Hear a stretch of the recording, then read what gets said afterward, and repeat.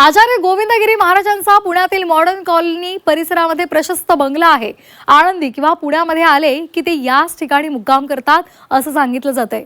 सुमारे 4 ते 5 गुंठे जागेवर हा बंगला उभारलेला आहे।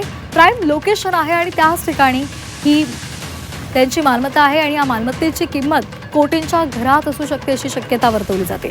बंगल्याच्या प्रवेशद्वारावर आचार्य स्वामी गोविंदगिरी महाराज अशी पाटी सुद्धा लिहिलेली आहे। इथला आढावा घेतला आमचे प्रतिनिधी निलेश खरमरे यांनी। पाहूयात।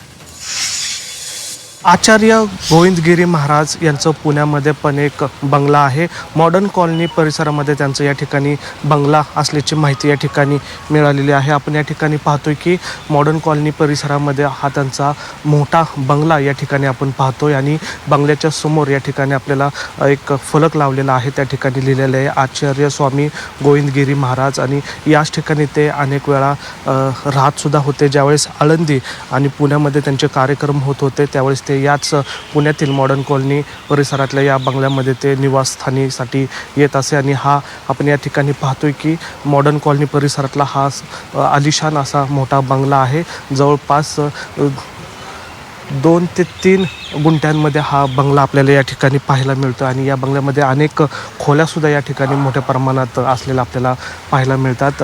अतिशय पॉश एरिया आहे आणि या एरियामध्ये गोविंदगिरी महाराजांचा हा बंगला या ठिकाणी आपल्याला पाहायला मिळतो आहे। आत्ता या बंगल्यामध्ये कोणी राहत नाही आहे। बंगला जो आहे तो आतून बंद करण्यात आलेला आहे। कामगार असल्याची या ठिकाणी माहिती मिळते। मात्र आळंदीत किंवा पुण्यामध्ये असल्यानंतर गोविंदगिरी महाराज हे पुण्यातील ह्या बंगल्यामध्ये राहत असल्याची माहिती आता समोर आलेली आपल्याला पाहायला मिळते। व्हिडिओ जर्नलिस्ट नितीन सांबरसह निलेश खरमरे, झी मीडिया, पुणे।